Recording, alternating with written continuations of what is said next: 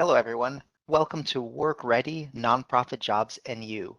My name is Oleg Kagan, and I'm the Community Engagement Coordinator for LA County Library. Work Ready is a program that's been going on since December of 2020 and is going to be going on through December of this year and probably into January, if not further. And the purpose of Work Ready is to help people who have been affected by COVID get jobs, or those who already have jobs to improve your current work situation. And by that, I mean to get a raise, get a promotion, or to just plan a more sustainable career path. And the library is doing that in three ways. First, we're lending out laptops and Wi-Fi hotspots out of 20 library locations for 6-week checkout periods. And so the way that you can get your hands on a laptop and a hotspot is you go to our website, lacountylibrary.org, click on the Work Ready link, which is right in the middle of the screen. Go there, and then you'll see laptop availability as a link. Click on that, see where laptops are available. And if you're going to go to the library right away, that laptop will very likely still be there. They're on a first come, first serve basis. But if you are going to come to the library tomorrow or the day after, go ahead and call the library and ask them to put the laptop on will call for you. And so they'll set it aside so it'll be there when you arrive. The second way Work Ready is helping job seekers is doing programs like this one. So by now, this is our 30th Work Ready program from December of last year to now. And we've covered all sorts of work-related topics from interviews, resumes, cover letters. We've had a program about everything you need to know to start your own business, how to raise money for a business, and you can access those and a lot more of our recorded events and pre-recorded videos on our YouTube channel in the Work and Career playlist. So if you are interested in something work-related that may not be covered in the event today, we have very likely covered it in the past or potentially will cover it in the future. Finally, the third way that Work Ready is helping job seekers is by purchasing the latest and greatest career, work, job related materials, books, ebooks, audiobooks. So you can get your hands on those by searching our catalog. And if you want a physical book, you can have that sent to any of our locations. If you would like to read an ebook, either on your phone or on your computer, you can go to the Work Ready page and there's a link to the Work Ready playlist. And it'll have all sorts of the work-related books that you can get from Overdrive. And then, of course, we have audiobooks available as well over there in Overdrive. Well, that's the Work Ready program. And now I'm very excited to get started with our panel. So I'm going to stop sharing and bring to the stage, as it were, Kim Santi, who is the director of creative consultancy Catalyst Muse, and she'll tell you more about that later. We have Leonardo Bravo, director of curatorial and strategic programs for Clock Shop, and Adrien Luce, director of the Claremont Museum of Art and HMC Designing Futures Foundation. Hello, everybody. Welcome. Hi, Oleg. Thank you. I'm so excited.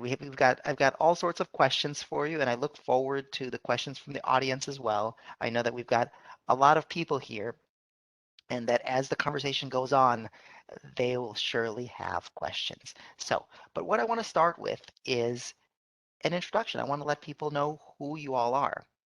So, please tell us your current role and what you do on a daily basis. So, Kim, if you would start, please. Sure. Thank you, Oleg and Anna Sylvia, for having us. My name is Kim Santi, and I am a creativity and change consultant. And I got to this point after 20 plus years in the nonprofit arena, developing expertise in development and production, and 7 years in creativity research. So what I do on a daily basis is I develop and investigate and conduct projects that advance individual and collective creativity. And often my work is anchored in writing. So I teach grant writing seminars and workshops. I edit manuscripts. I just finished a manuscript on Shakespeare and his generation of learning, how Shakespeare learned, which was a really fascinating book to edit. And I'm currently conducting journaling sessions, both online and in person at my home.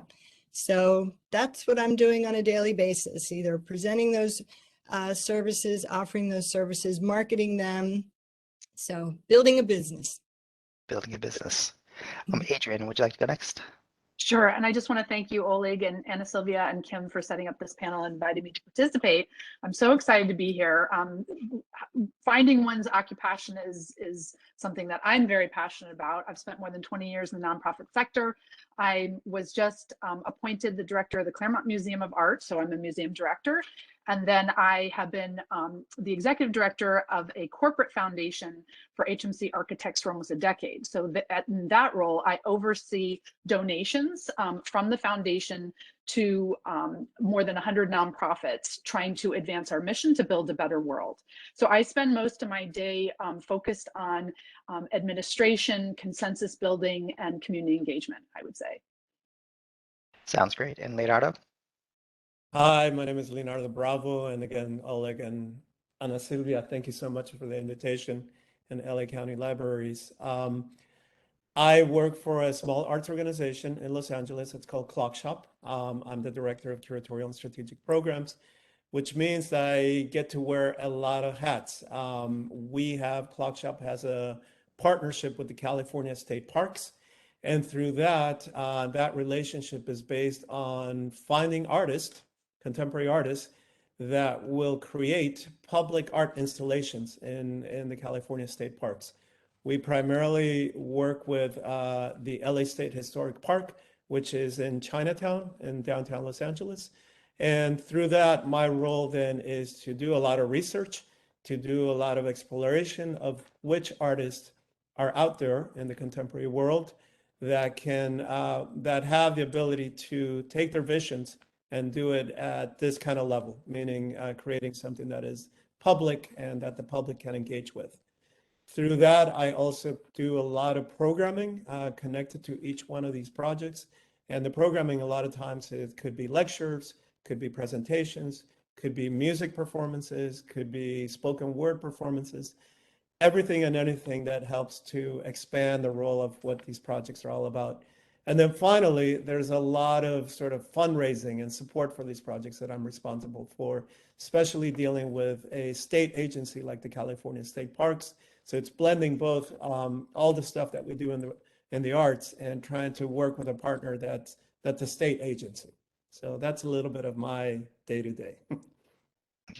Sounds great. So now that we have a picture of everyone's present day, and I got to say the present days are full of vivacity in life and all sorts of variety. Let's go back in time, and I want to know, how did each of you get into the nonprofit world? Where did it start? And you all have had plenty of experience in nonprofits, and I want to know what has contributed to your longevity. Why have you stuck around so long, and what qualities do you have that have stuck around so long? Adrien, would you like to start? Sure. I would say it was pure dumb luck that I got hired at the Getty initially, frankly. And I very much lucked into it. I had taken a break from the art world and worked at Miramax Films just because I needed a job after graduate school. And my boss at Miramax told me about my first job at the Getty, which was at the Getty Conservation Institute. So, sometimes it's just dumb luck and spreading the word to your network so people know that you're looking and kind of what you're looking for. I would say in terms of my longevity, just I think being nimble, not being afraid of change. Sometimes I've had to take a pay cut to stay in the nonprofit world or to ultimately advance, but I had to sort of one step forward, two steps back, or the other way around. So I would say those are some of the qualities that have helped, and my passion for making a difference that drives my focus on the nonprofit sector. Leonardo, would you like to go next? Yeah, I mean, a lot of, very similar to Adrien, kind of this trajectory. of this long history I've had in the nonprofit sector. But I think also a lot of it has to do with my own personal experience of being an immigrant to this country. I came to the United States when I was 12 years old, new language, new culture, a lot of adaptation and assimilation, feeling displaced. And it was through the arts, primarily in high school, that I was able to kind of harness something, kind of a sense of agency for myself that carried me forward.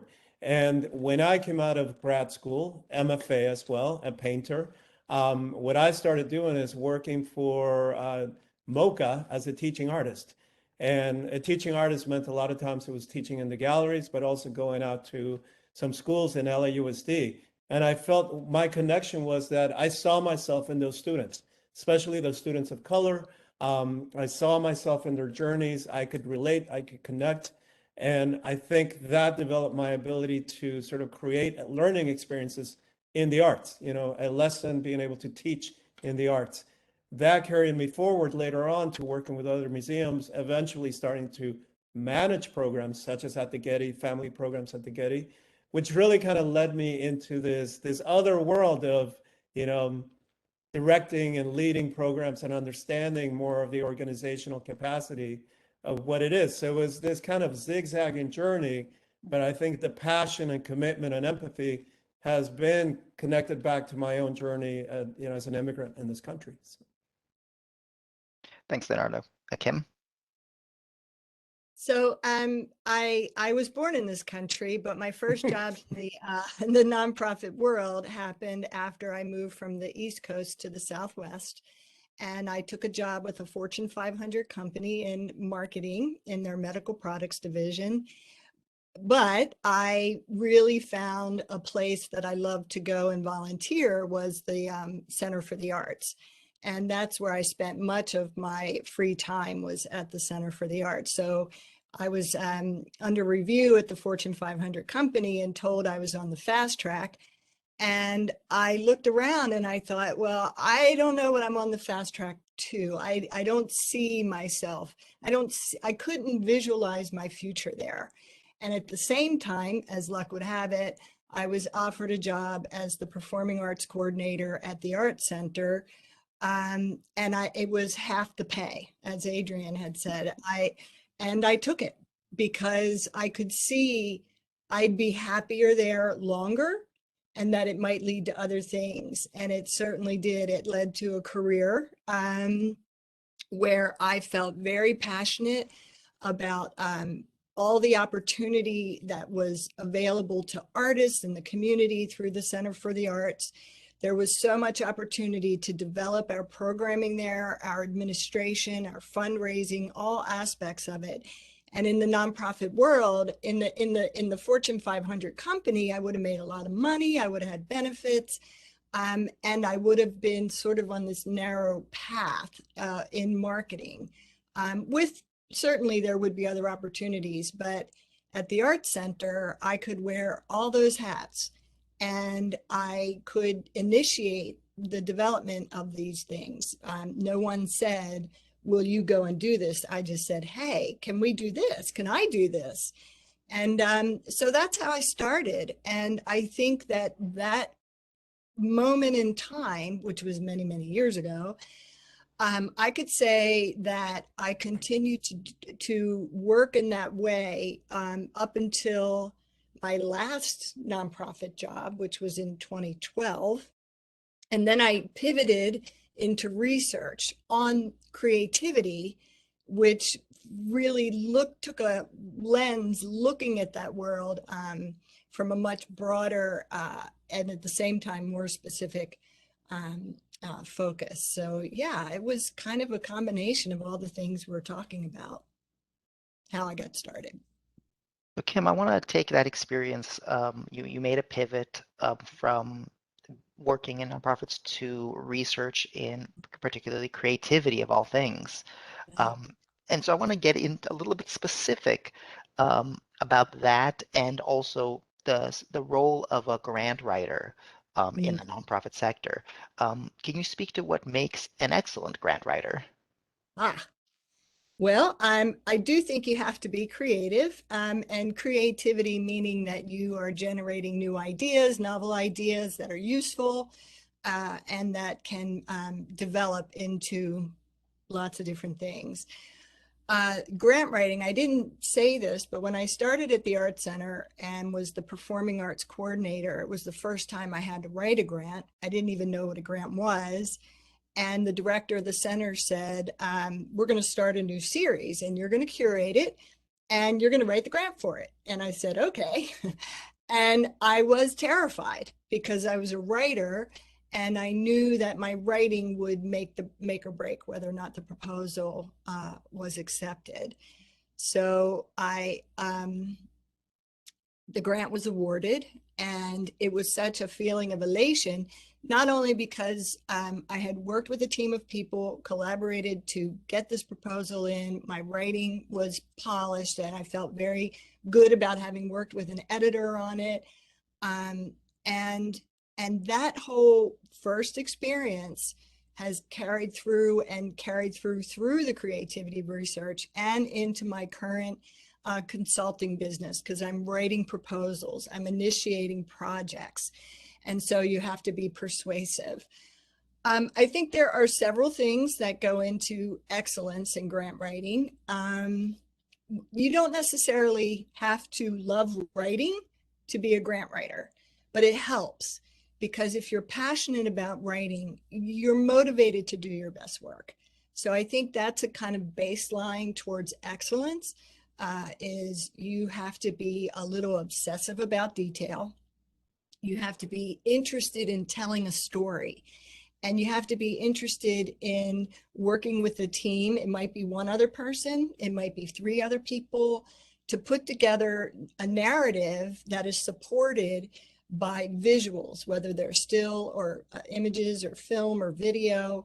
Budgets, numbers tell stories, and how they all work together, whether it's testimonials or letters of support from government agencies or the community that's being served. All of those things come together to create a story. And so the grant writer ideally is the one pulling them together, is the one who is creating the package. And so there's excellence in storytelling, there's excellence in collaborative team leadership, in writing, which is a little bit different than storytelling, but it is obviously connected. And I think it's also important that as a grant writer, you understand that the process is competitive.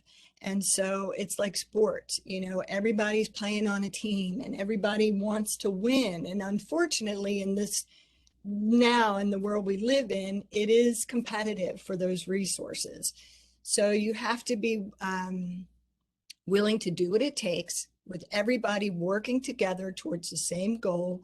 Collaboration is key to putting together a competitive proposal. I've written many competitive proposals from $1,000 to $150,000, and been awarded proposals from private foundations, government, from individuals. So yeah, those are some of the key factors. So it sounds like one of the ones you mentioned at the tail end there. I mean, aside from the writing, collaboration, storytelling, is the competition, and that means not being afraid of rejection. So you might not get a grant, but can't let that throw you off from ever doing it again in the future. That's true. And I've had some really just devastating failures where you think, we're going to get that. And that's the other thing. I say I now, but you think in we're going to get that. And you think about the people who are going to be served by that grant. And then when you don't get it, it's a bit of a drag. I do want to add one other element to excellence, and that is research, because you're telling a story. It's a real story about real impacts on real people. And so all of us can tell great stories, but you have to back it up, not only with external research from the scholarly or popular literature, but also from your own organization. So ideally, your organization is doing its own internal collecting of data to see how it's going. Who are they serving? What do people value the most? So being interested in that, being interested in doing research, or in making sure that on your collaborative team it's happening is also a element of excellence. Thanks, Kim. Mhm. So let's now go, we talked about the grant writing, which is a specific position in the nonprofit world. Let's expand beyond that. So Adrien, I know you run a blog that talks about, that lists nonprofit jobs. So I want to ask you to start us off on an overview of nonprofit jobs. So both, different sectors in the nonprofit world, different roles, different types of organizations. Just give us a sense of what's out there, if you would. That's definitely a big question. Thank you for that, Oleg. And we're going to provide a resource list after this panel, because I don't want to take up too much time. In that resource document, it does give an overview. So pretty much any skill you have, you can find a role in the nonprofit sector. Maybe you're a communications and marketing professional. Maybe you have done fundraising at your child's school. Maybe you have led volunteer, you've planted lots of trees for tree people, and you've led volunteer events or orchestrated bake sales or whatever it is. So you've done, you've led programs, you've led teams of volunteers. There's a place for you in the nonprofit sector. And there are so many different types of roles and types of nonprofits. So we're talking about your traditional nonprofit that's a public charity that asks for donations. Most of us are very familiar. We support nonprofits in our local communities. There are also private foundations that get their money from typically one family or one source. That could be a family foundation like the Gates Foundation, or a corporate foundation like we have at HMC, or Target has a foundation, IKEA has a foundation, many corporations have a foundation to make a positive impact in addition to making a profit. Now there are other types of structures. There are benefit corporations, B Corps, that are for-profit entities, but they prioritize creating non-shareholding, creating value for non-shareholders. So basically they care as much about their people and the planet as they do about profits. So the most famous example is Patagonia. There are also social enterprises, there are NGOs, there are so many opportunities in the diversity, equity, inclusion, social justice, and racial equity space. Both for-profit companies and nonprofit companies are hiring DEI professionals. That's a great way to get your foot in the door and to really make a difference. So there are many different ways that you can make an impact. You can do it in a nonprofit, you can do it in the for-profit, or you can do it in new types of different types of entities. So there's a very much a wide range. Did you ask me another question, Oleg, as part of that? No, that was the main question, just to give an overview. Okay. And I think you have. I think there's just the fact that there's so much around. So Dorothy asks in the chat, what is a DEI professional? Diversity, Yeah. equity, and inclusion. Did you want to, Adrien, do you want to give a very short kind of just a snippet of what that means and what it is in a professional, in a setting? Sure, but I'll also invite Leonardo or Kim to chime in. A DEI professional is a professional that can advance diversity, equity, and inclusion in a workplace. And again, whether that's nonprofit or for-profit. With the sort of racial reckoning and social reckoning that especially has been a primary focus in our society for the past year and a half, 2 years, and much beyond that as well. Many companies and organizations are proactively hiring staff to help lead DEI efforts so that everybody feels valued, everybody feels included, everybody feels like they can bring their whole self to work, so that we can eliminate microaggressions and educate ourselves as to how to create more just, equitable, and diverse places of work. Because we spend most of our life at work, many of us, and life really is too short to be in an environment where you're not valued and that you don't feel like you can be your true self or your whole self. Does anybody want to add to that? Yeah, I would just add that, working in the nonprofit sector, it's such a value-driven work, it's passion-driven work. A lot of the times it's about doing social impact, primarily impacting underserved, marginalized communities, vulnerable communities. So in that sense, the work internally in the organization needs to reflect those values of equity and access as well. If you do programming or content that tries to have that kind of a social impact, we need to be very thoughtful and clear that those issues of equity are reflected internally in the way the way the work dynamics take place as well. So Leonardo, I wanted to jump over to you with the next question. You're an artist as well as a nonprofit leader, which speaks to the fact that you have you came into the sector with a passion for the arts. What advice would you give to audience members who are looking for purposeful work, but may either not have a single issue area that they're completely and very passionate about, or may just care about a lot of different things and aren't sure kind of where to focus on? You know, my advice a lot of times because I've worked with a lot of artists, I've worked with many artists that kind of do this, wearing multiple hats in their careers or their approaches. And basically is that as an artist, we bring a whole set of dispositions and a skill set to our work as artists, that we are problem solvers, we are critical thinkers, we are researchers. Our points of view in the world is looking at life from a different set of perspectives. Those are critical or very important dispositions to bring to this work in the nonprofit world. Also, artists, tend to kind of be in that space of fluidity or possibility and having that nimbleness. So things are not particularly fixed. That's a very critical disposition to have in the work that we have in the nonprofit world. So I think having that ability to come in as an artist, and to look at things from multiple perspectives is critical and important. The other piece, of course, is being able to translate those dispositions to the real work that takes place in the nonprofit sector. And for that, to say like, is my ability more well suited to do around marketing and communications, and how to tell those stories about the work? Is it about the kind of writing that takes place for grant writing and fundraising? Is it about, looking at content? And Adrien was talking about having an ability to say, look, I want to create programs that bring different community members together.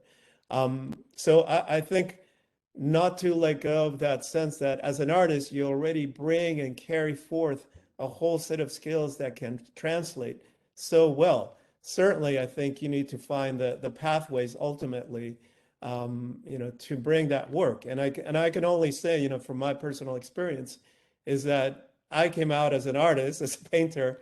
I had to develop those translation skills, especially further on when I worked in arts education for many cultural institutions. And my role was to design and implement programs. That was not teaching in the classroom. It was actually working with administrators and school district superintendents, and to be able to be in a room with them and being able to translate the benefits of the arts to children and youth to the kind of work they do, which sometimes can be very bureaucratic. It's very linear. It's very much in the box. So I think that skill set to say, like, I understand the world as an artist, but I can also bring the translation and the bridging over to these other contexts is very important.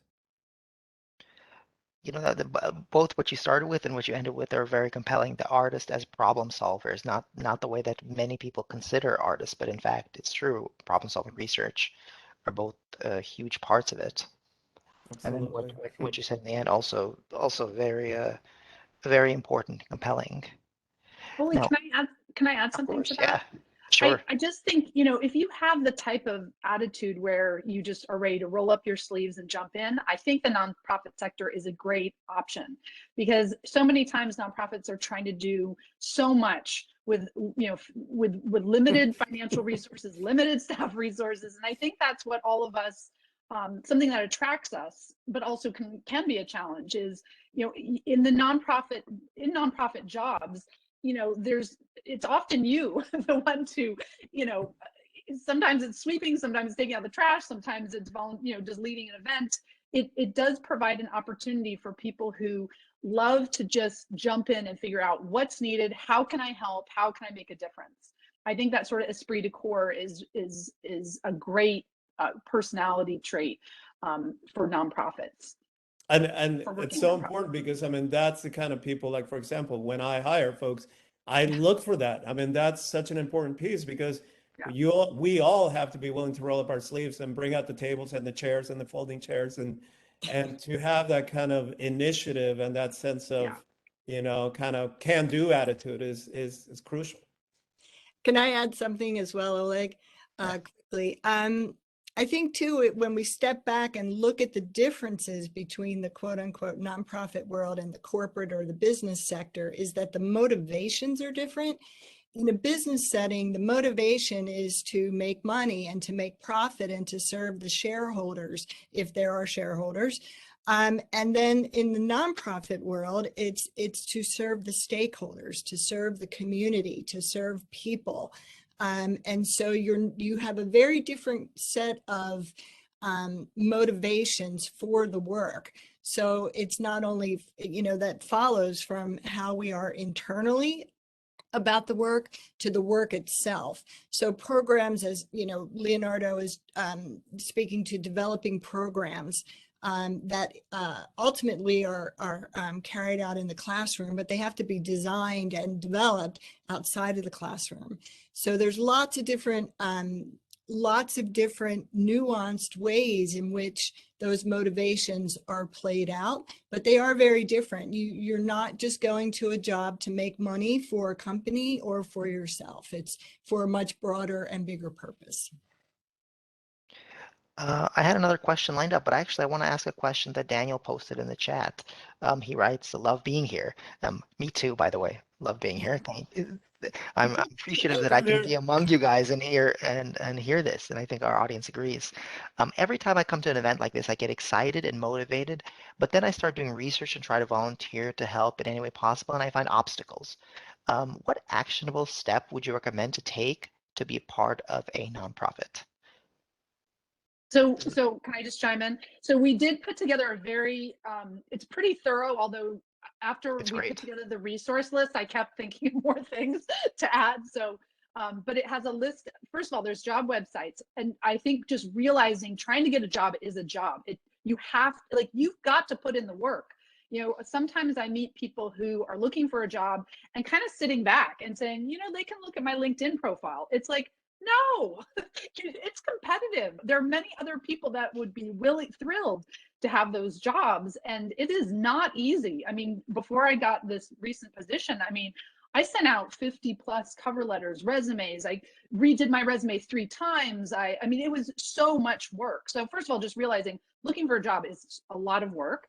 I think volunteering to get familiar with organizations, to start building your network. There are many different resources that we put on the resource list, including Volunteer Match. There's Catch a Fire, there's Taproot. There's LinkedIn has a lot of volunteer opportunities. You can volunteer this week at the LA food kitchen. What's the food kitchen? The big the food bank. Yes, the LA Food Bank has volunteer opportunities all the time. So that way you can kind of get to know different nonprofits. But it's definitely, you have to persevere. You have to be diligent, even though, I think there's this big contradiction right now that there's all these companies, all these places looking to hire, that there is this weird dichotomy between a lot of job openings, but then it can actually be really hard to get a job. And that can really hurt your ego and make you feel frustrated. And you just have to set that aside and just put your head down and put in the work and just tough it out and apply like crazy, build your network, spread the word, volunteer. You can work for a temp agency. Several people I worked with at the Getty actually worked for the temp agency that the Getty uses, and then they're still there, 20 years later. You can temp your way into a job. You can take a maternity leave, a short-term position. you have to really scramble and you have to work hard. I can't emphasize that enough. And no typos. And I think we all agree, absolutely no typos on your resume, no typos on your LinkedIn, which honestly I'm kind of awful at. And make sure they sync, make sure you have a good photo. There's a lot of basic things that, even as a seasoned professional with 20 plus years experience, I mean, I didn't know about optimizing it for ATS, the sort of computer scanning system for larger organizations. So it's okay to like educate yourself, and just because you have 20 years of experience, there's a lot of stuff you might not know, or I caught typos on my resume, so it's good to have other people look at it and ask for help. Really tap your network. I'll stop there because I could go on about that. So next question. Kim talked about this a little bit, and we've had a few mentions of it in the chat. What makes leadership administration and the work on the ground in public benefit organizations different from a private and government sectors? I'm curious both in the big picture, which you guys talked about, which is, obviously you're working for the public good instead of profit for yourself or a company. But also I'm interested in on the ground, like when you're at the office. Are there differences in the nonprofit and private or government sectors?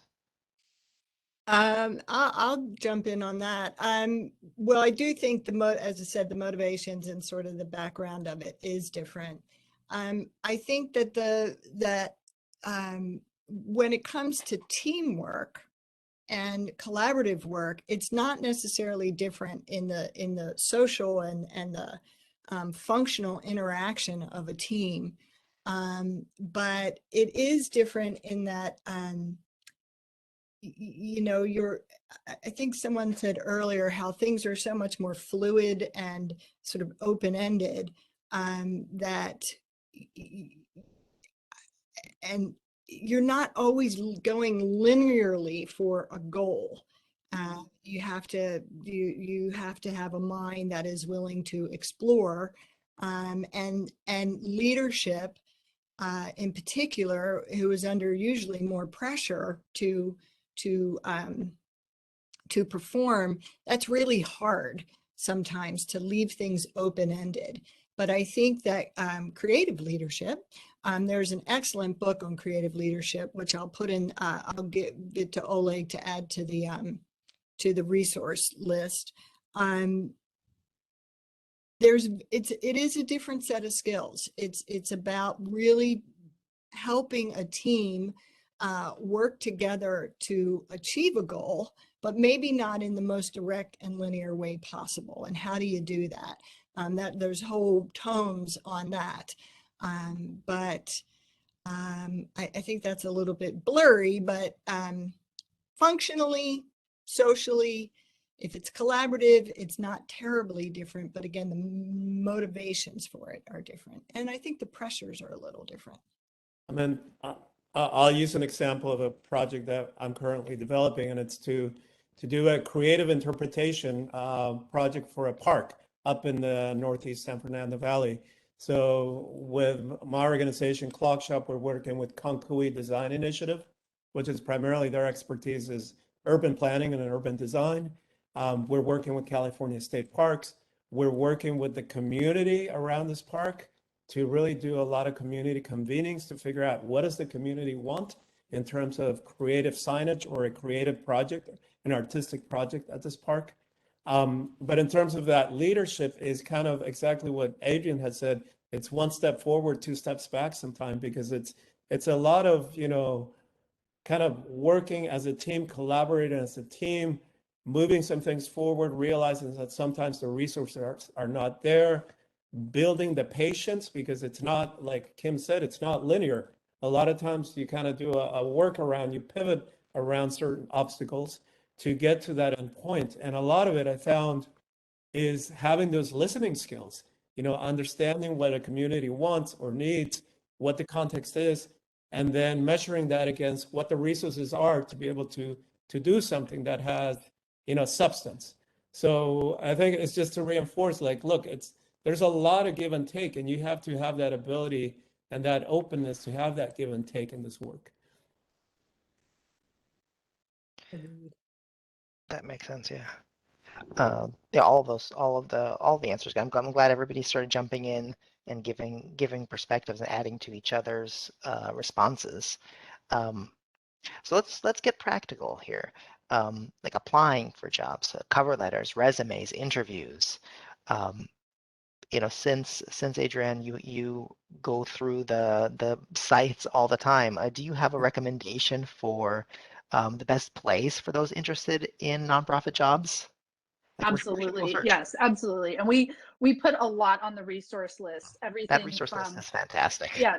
Oh, thank you. And it's not even my whole list. There are a lot of arts resources, but there's also a lot of just, there's LA 2050, which has a great job board. There's Dan's List, which I actually have found two of my jobs through Dan's List. He's a program officer at the Jewish Community Foundation, and I base my newsletter on his because he does this amazing service, just helping people try to get jobs that make a difference. So you can sign up for Dan's List for free.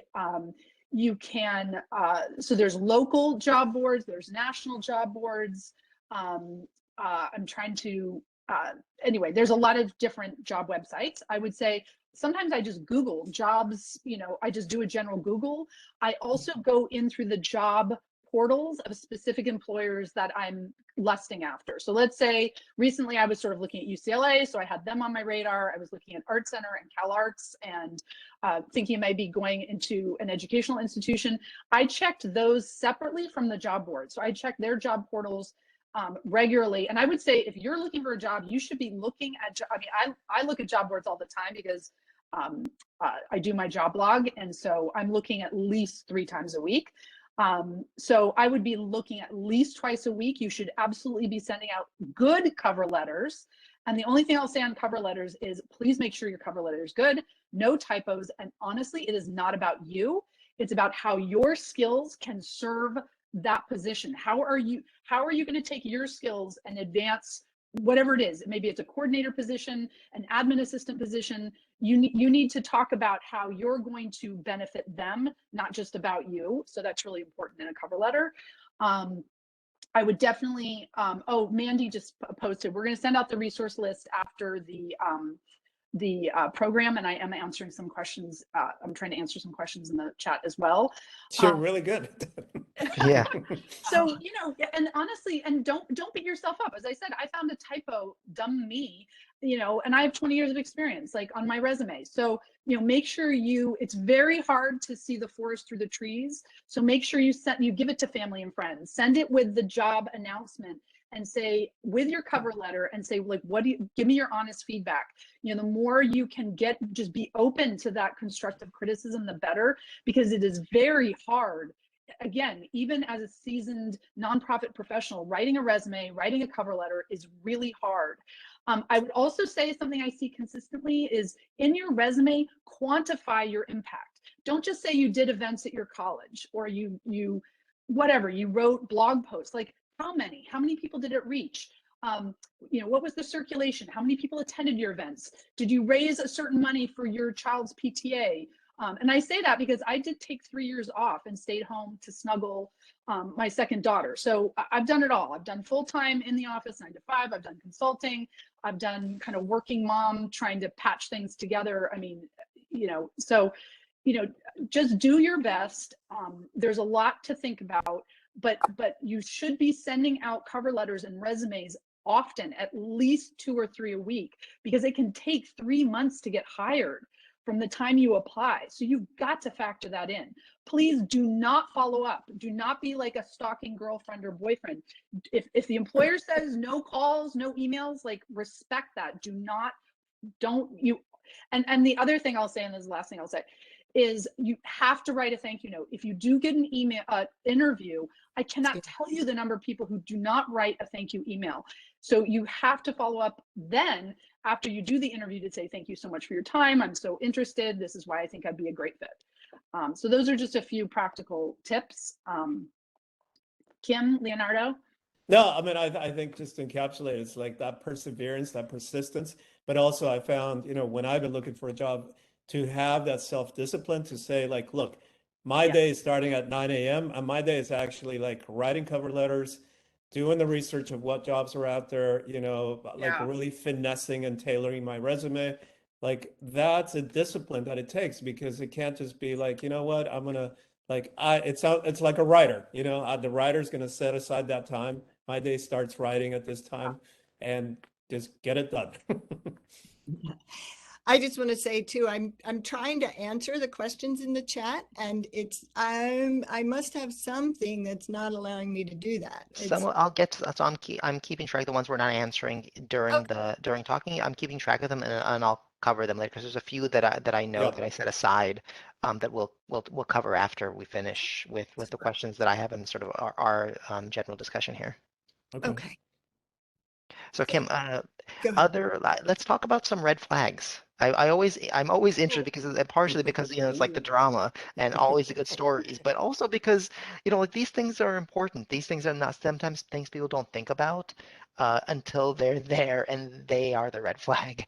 So like what are some red flags when it comes to resumes, cover letters, interviews? Like what if you were interviewing somebody, what would they do where you would be like, okay, this person is not for us. Well, the first thing I looked for in a cover letter, and I wholeheartedly agree that cover letters have to be tailored individually, is that I look for people who have clearly understood what we're looking for, which means they've done a little bit of research, which means that they understand who we are and what we're trying to accomplish. I've hired many, many, many research assistants, most recently, and I'll come from that perspective, where and not only locally but nationally. So you're not meeting the people in person, and sometimes this was over Skype, and sometimes over phone or Zoom as we came closer to the present. I look for people who ask questions. If someone is in an interview and they don't ask questions, I lose interest because it's a perfect opportunity for the interviewee to interview the interviewer. You really want someone who is trying to find a right fit for themselves, which speaks to the idea that they might stay longer, that they might develop themselves and develop the organization as they go. So I think it's really important that people ask questions. This might seem silly, but I think I have interviewed people who look like they were ready to go to the club more than they were ready to go to the office or to the job. And it raises a red flag. You go, are they going to represent our organization in the way that we want to be represented? Or are they always going to put, what they're doing after work first? So that's a really important thing to be well presented, to be put together, to take pride in your professional appearance. And I think that follows through as you start to see putting together the whole picture of an individual. Does that feeling or does that attitude carry through personal appearance, resume, cover letter, thank you notes, those kinds of things. So yeah, I think that those are important pieces. And also, in a more practical sense, if I look for the experience that's most relevant to the position, it doesn't have to be exact. It could be transferable skills. So again, for an instance, in a research position, looking for a research assistant, it's not so much have they had that position before, but can they talk about a position in where they had to observe or document or interview or a related skill like that, or facilitate a group. So those skills happen in all kinds of settings. So it might not be research specific. A concrete example of that is we had in Los Angeles, had a study going on in Cincinnati, Ohio. And one of our research assistants kind of unexpectedly just dropped off the face of the universe. So we didn't even know what happened to her. We were worried about her. And then we had to hire again. We hired a young woman who was in graduate school, who did not have research experience, but her cover letter was so convincing that not only did she want the job, but that she had the skills, the motivation, and the willingness to dive in. And we hired her. And it was one of the best hires we ever made. She went on, not only for us, but for her, because she went on to get her master's degree in assessment and evaluation, or along those lines, and then went to work for an organization that was her passion, which was the Veterans Administration. So yeah, those are the things that I look for. Anybody want to add anything? Yeah, Go I ahead. just wanted to add a little bit to that. I mean, certainly in an interview or a cover letter, I want to see that kind of research. I want to see the person understanding the context and of the work, and having done that research and having that understanding. And during an interview, I mean, I definitely want to hear questions, thoughtful questions that reflect that research. But also another part is authenticity. I want to know who this person is. I want to understand a little bit about their own personal stories. I want to understand the passion that they bring. So it's a balance. It's somebody that has a clear understanding of what the opportunity is, what the organization is, but I want to hear what they bring to it. I think that, to me, that's critical. And I'll just add, I think it's important to realize what is your true passion. How do you spend your time? Like, if you weren't getting paid, how do you spend your time? My passion is art and museums and philanthropy and like volunteerism. So I think kind of knowing yourself and knowing what you're really passionate about is very important. So you really should do that soul searching.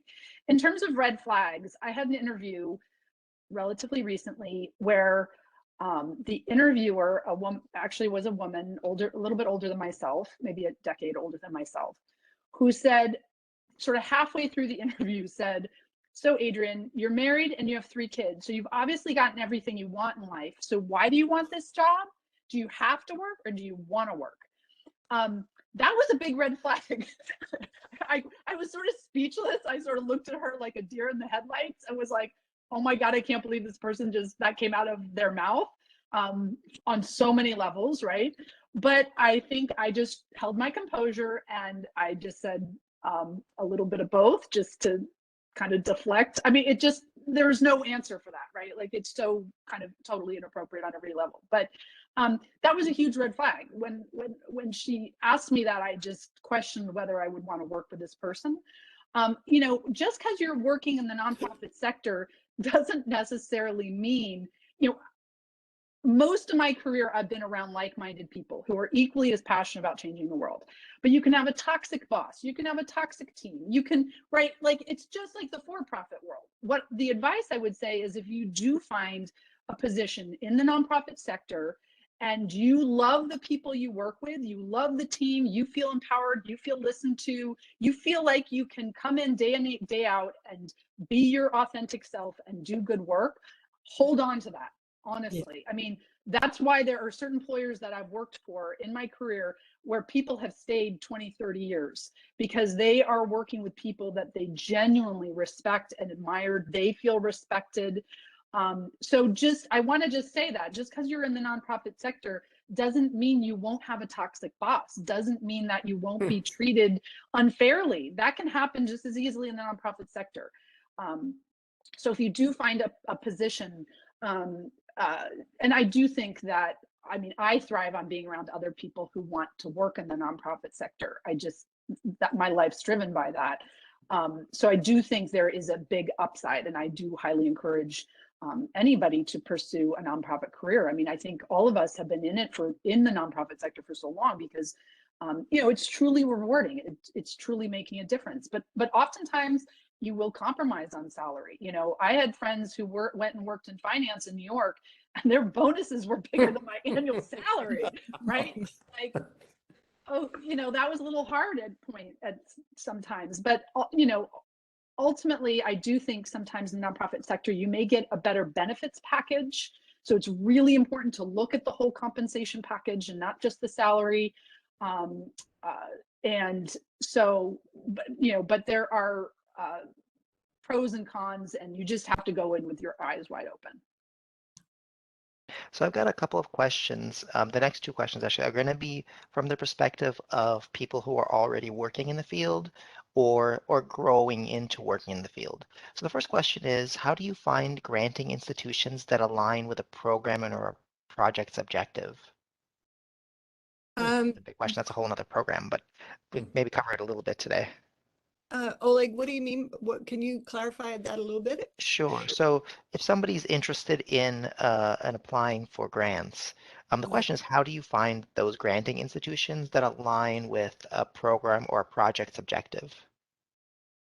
Well, I think again, a lot of those are in the resource list, and maybe we can expand on that too on the resource list to add some of those sources.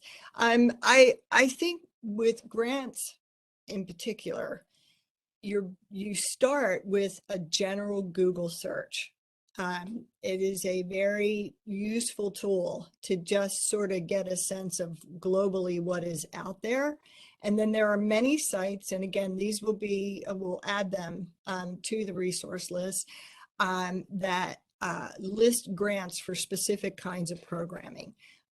But also, you can, in most cities that are incorporated as cities, and the county and the state have funding arms for that fund projects, whether it's arts and culture, health and human services. There's lots of agencies that are associated with the government at all the levels, local, regional, state, national, where granting is made. So you want to go to those websites, the City of LA, the City of Santa Ana, the City of Woodland Hills, and see what's available there. Let's see, well, that's on the government side. On the private side, on the private foundation side, as we were talking about B Corps and Patagonia being one of the bigger ones, there's like 4,000 B Corps in the United States, so there's tons of them. But if you find organizations that are, like Patagonia is in, what's the word? What do they make? Outdoor gear, outdoor wear. Maybe they have a granting program. So if you're looking for grants in clothing and housing for underserved communities, go to organizations or go to the websites of companies that provide those kinds of products. Oftentimes they have foundation sides where they give grants. Big organizations do that. Big companies, I'm sorry, I should say, including entertainment companies. So all kinds of companies have funding arms. So there's so many ways to research that, and we're going to include those in that resource list. So yeah. That resource list is expanding as we speak. There's already a lot on there, and I feel like there's now going to be a little bit more, which I mean it's not bad. I think the resource list will be worth the price of admission for this program. It's really good. So the next question is about growth. So how does somebody grow into up to getting a job in the nonprofit sector? And also, if you're already in a job in the nonprofit, how do you grow to go beyond your job or to improve? Are there any general tips that you guys have? I put two resources in the chat. I love Coursera, which is a MOOC, which is just their online courses. Most of them are free. Coursera has a wealth of courses on social innovation, on nonprofit administration. LinkedIn Learning does too, but you have to have a subscription for LinkedIn Learning. So I actually Hang on, Adrien, hang on. I just want to tell you, I saw that in the resource list, and I have to say that the library offers LinkedIn Learning for free. Yes. Oh, Oh, great. Oh, I hey. love So get a LinkedIn Learning. library card, That's and great. yeah, no Oh, strings attached. I'm so glad you mentioned that. I love LinkedIn. I did a ton of diversity, equity, and inclusion courses on LinkedIn Learning. I'm so glad the library offers it. For everybody who's on this webinar, take advantage of that. LinkedIn has basically every possible course for free because you can get it through the library. That is a great professional development resource. And again, just be disciplined about it. Figure out what areas you want to expand your skills. I also love something called Philanthropy University. It's totally for free. They used to have a partnership with Berkeley. It's now gone through a couple iterations, but Philanthropy University basically offers a course on nonprofit management, fundraising, communications. It's totally free. It's all online. It's all on demand. I love Philanthropy University. And I'm sure the library has a lot more resources that I'm not even mentioning. So, there's with when we were young professionals, all three of us, Kim and Leonardo, there wasn't a web, like a World Wide Web. So it was a lot harder. It was a long time ago. It was a long time ago when we were back at the Getty together. So, with online, there's just no end to being able to hone your skills. You can take classes at the Center for Nonprofit Management, which is downtown, which is a great resource. It also has an annual conference. There are many ways to either get a certificate or just take a class. So you mentioned DEI, Adrien, and we talked a little bit about it, but we had a really good question, and I wanna bring this up because I think it's important. It's easy to be rah rah rah about the nonprofit world, but there are real issues that we should discuss right now. Can we talk about the very real barriers to getting hired by nonprofits with respect to race, age, gender expression? Nonprofits are troubling and aggressively white spaces. Mm. Yeah, there's a big reckoning going on. And I think that the shift to decolonize wealth, I do think there's a lot of tension actually in the philanthropic and nonprofit sector because a lot of the nonprofit boards are white. They don't necessarily all really know or embrace DEI. Some certainly do. And some boards are amazing and very much reflect the communities they serve. I think I do think there is a big wave to diversify the field, and I think that's a huge advantage, and that's a wonderful, much needed shift. There are organizations like the Lucas Museum, who's predominantly hired African American museum professionals, which is again long overdue. There's a big reckoning, so there's a lot of tension. There is, it's not perfect. I would say I really embrace the shifts that are going on. I think as we all do. But I want to let Kim and Leonardo chime in. Yeah, I mean, I think as a person of color, my own personal experience has been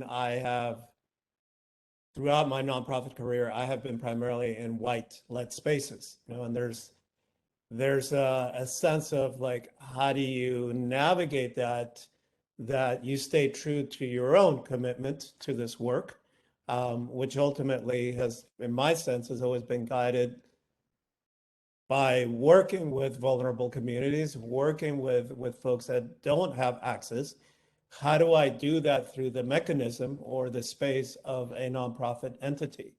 And, primarily, I think as you work in larger spaces, such as museums and cultural institutions, you do realize, because of the scale of those spaces, they tend to be hierarchical. There is a top-down sort of structure to these things. I think if you work in smaller nonprofits and you're seeing that in the field, that voices of color, perspectives of color are becoming more, they're coming to the foreground.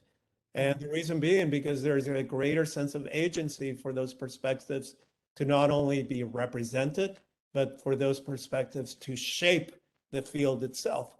So I think it's again goes back to your own kind of personal alignment, how you want to move the needle forward to yourself, either trying to do the work in larger institutions or being more nimble, more direct, more impactful in ways that are, smaller, more community-based organizations where that work is really tangible, and you can align your own values, your own ethics to the organization itself. But, I think like Adrien has said, I mean, this reality, this context has been decades in the making, in terms of the nonprofit world. It will take years for not only a reckoning and understanding, a leveling of that playing field to take place. And it is beginning to happen, but it is part of the ongoing work that all of us who are in the nonprofit work are committed to doing. And can I just, can I add one thing, Kim? And then I'll hand it over to you.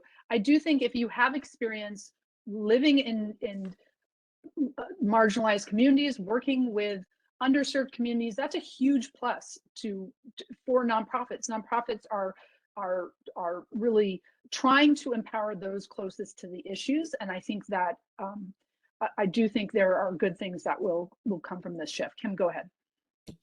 So I think that as we've been talking about, diversity, equity, and inclusion has been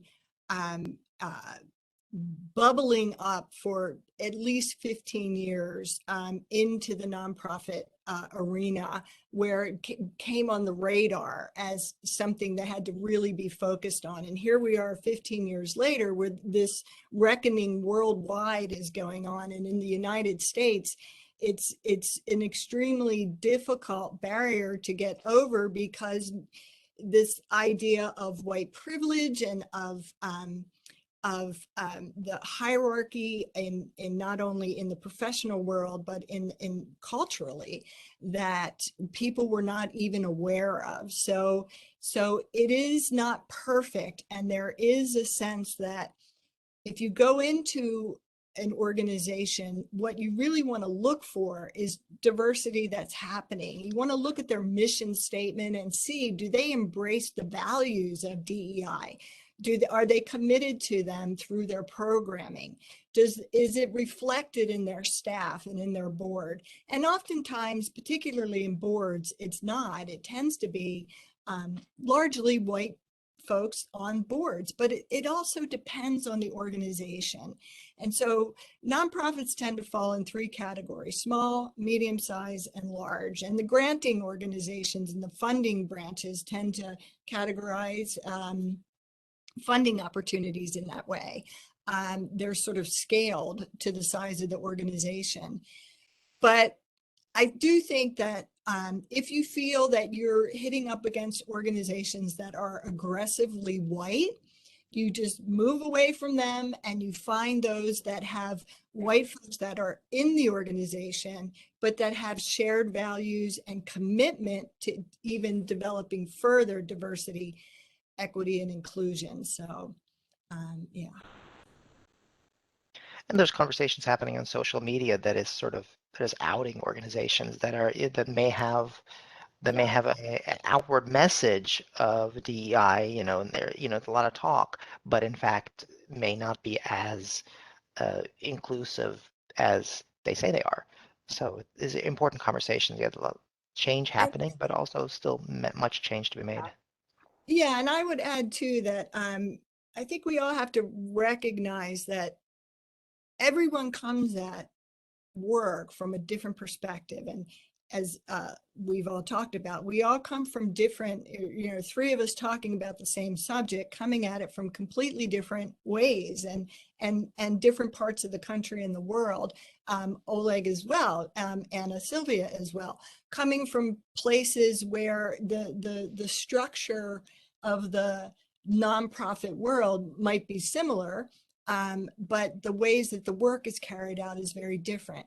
So I think you have to just not look at global constructs and look more at what you want, where you want to go, and be creative about how you find places. Did you go see a play in a theater that you liked? Did you look around and say, I could work here? Go to their website. What are they up to? Things like that. Did you go to a park where you enjoyed the day, who manages that park, who is responsible for that park, you know, and just, I think you really have to be investigative with your mindset, where you're going to just keep looking, because you will find, as Adrien did, sending out all these cover letters, and turning down opportunities that weren't quite what she wanted, and then found the opportunity that was exactly what she wanted. If you're looking to simply at the moment find a job, then think in the long term about where you want to go. And if you're taking a job now because you need to, right? We all need to work. So where is it that you are right now needing to find a job? Well, find a job as close as you can get to where you would hope to be in 5 or 10 years. So it's a little personal strategizing before you're to lay the foundation for your job search. What do you care about? What are your values? Where do you see yourself personally and professionally in 5 years? Where would you like to be? Those kinds of things. And all at the same time, recognizing that the world right now is in the most massive state of flux that I've seen in my lifetime. And it's opening up new opportunities that can't even be, that we're just beginning to imagine. So that goes with physical workspace. So, you know, are you working remotely? Are you working in the office? Are you doing a hybrid job? So a lot of things start right with you and your own internal reflection on where you are, where you want to go, and how you're going to get there. And Kim, can I also add to that? I love that point. And I think that one of the things I loved, and I hope we didn't lose Oleg, but I know, is he still there? Yeah, but I'm sure Anna Sylvia, oh, there he is. One of the things I love about working in the nonprofit sector is I want to live my life in alignment. And I think when you're, as a nonprofit professional, it's not just my job, it's how I move through the world. Like I ask my, you know, I ask the person, I take a minute to ask the person checking out my groceries, how's your day going? How are you doing? Or, you know, if I go pick up my dry cleaning, I know the name of my dry cleaner, I know what his kids do. Like, it's about making the world a better place. And so you can't drive like a jerk and then go to your nonprofit job to make the world a better place. Like, I really try to live my values. And I think the best nonprofit professionals really do try to aspire to live a life aligned, trying to make a positive impact in all aspects of your life. And so, I just think that's such a critical point, Adrien, because I think that alignment is ultimately like what drives this work. And, you know, if we're talking about issues around equity and inclusion, it's to make sure your values are not being compromised, that the work taking place externally is reflected in the values internally.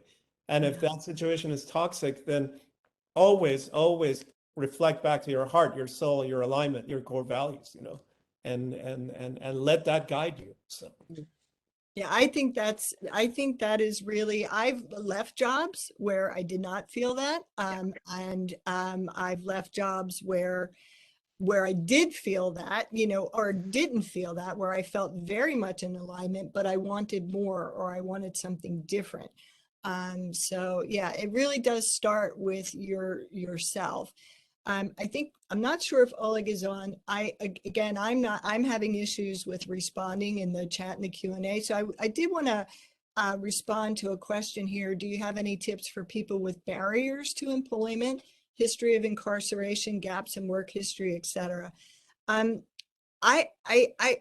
guess the tip that I would say is, if you're seeing those as negatives towards employment, you might want to write out for yourself, what are the positives that come from that? Because every situation, even though it might be a negative or might be seen as putting a red flag up for you as a potential employee, has a positive aspect. So if you were gaps in work history, why weren't you working? if there is no real reason for it, you have to come up with a way of presenting yourself that says something like, I was taking a break, or whatever it might be.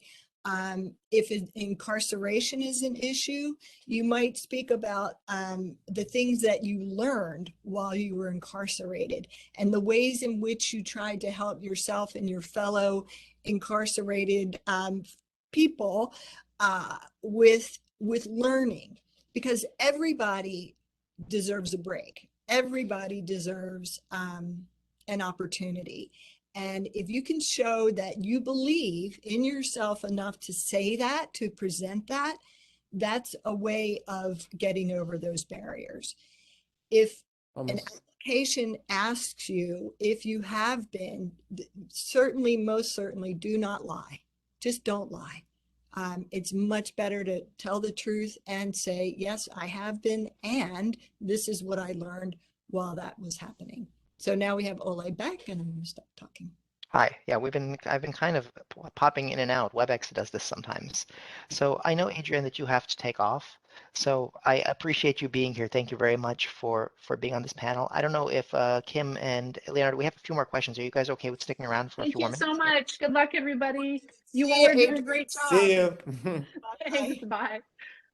I have just a few more minutes, Olga. Okay. So, Let's do like one or two more questions.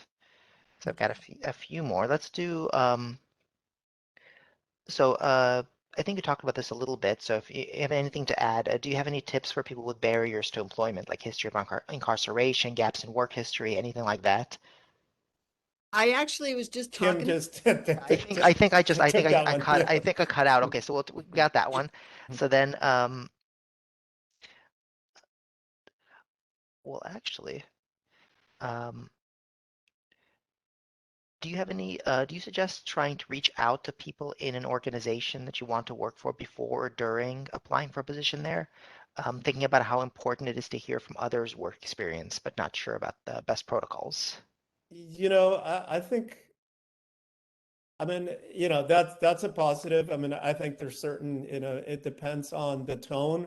There's a lot of times I get, emails reaching out, especially from recent college graduates that want to learn more about, the organization or the work I do. And I think to me, that's an important part of being in this sector, is to always impart that information, to share that information. So I think I am always willing to respond to those inquiries. I think when it becomes something that is just persistent and becomes almost too much, but I think that initial outreach is important, because I think that's just really information gathering for you as somebody that wants to be in this field, and to gather as much information, gather different perspectives, because ultimately that helps you kind of funnel or filter, the where you want to be in this sector, in the nonprofit sector. I would say it shows initiative too. Yeah. And that people will appreciate that you're even making the effort to learn a little bit more. For some organizations, which might be larger and might be less amenable to that, you might start by simply making a phone call, and whoever answers the phone asking, who might I talk to if I'm interested in coming to work for this organization? Who might be the best person to talk to about employment? And they might guide you towards, the person who's most likely to take your call, your email, your inquiry. All right, and one more question. I really like this question, and so I want to end with it. Could you please describe the best day you have ever had working for a nonprofit? The best day. Just one. Well, that's a tough one. I'll say the most surprising, but I've had many best days, and that have come from, okay, I'll say this was my best day. I lived in Northern Arizona. I lived in Flagstaff, Arizona. I was working for the Center for the Arts, and at the time I was coordinating the teaching artists that went out into the community, not only in Flagstaff, but in smaller communities on the outskirts. And one winter we had a drummer, a African drummer, come up from Phoenix to Flagstaff. It was snowing. We drove west to parks. We're wearing snow boots and parkas. We go to this one-room schoolhouse. Their sense of phys ed was snowshoeing. So there were all these snowshoes hanging out. We go in the little cafeteria slash auditorium slash theater slash multipurpose room, and the drummer was playing for the kids. And there was one boy who was paraplegic, and he couldn't talk. And that drummer, and I'm going to cry right now, this was 30 years ago, that drummer went over to that little boy and he put his hands on the drum, and he let the boy put his hands on the drum, and while he played, and the little boy started crying and smiling, and he was ecstatic. His body motions were ecstatic. So that was in probably 1989, and still to this day that moment moves me tremendously. So yeah. Wow. It's hard to follow on that one. And I would just say, yes, there's been a lot of rewarding, incredible moments in the nonprofit world. Much of it, I think, and I always go back to seeing the work primarily with children and youth, and the kind of tangible kind of sparks of imagination and creativity and inspiration that happens in a moment with children and youth. And you see it in their eyes, you see it in their smiles, and you realize all the difficulties, all the challenges of organizing, putting things together, laying the groundwork. It's right there, and it just feeds your soul, and it just allows you to just keep going. So to me, that's eternal. That kind of moment is just like beyond words. Yeah, it stays with you, Yep. and it's valuable beyond money. And so Yep. there's every day, I think too that it's the nature of the work. You are working to have an impact on lives, to improve, to enhance lives, and when you're working in a community that embraces that and values that as well, um, the sense of satisfaction is, you can almost eat that for dinner. You need money, we all need money, but it doesn't have to be the end goal. So you can have many wonderful days in the nonprofit world. Well, thank you very much. I think I'm going to eat both of those stories for lunch. Dessert. And also the rest of the conversation here. And I really appreciate you, Leonardo and Kim, for sharing with us your experiences and your advice for the people that are out there. And with that, once again, I thank you, Leonardo. Thank you, Kim. Thank you, Anna Sylvia. And thank you to all of you folks out there for sticking with us. And hopefully you got something useful from this program. Good afternoon, good luck, and I'll see you next time. Bye bye. Guys, bye.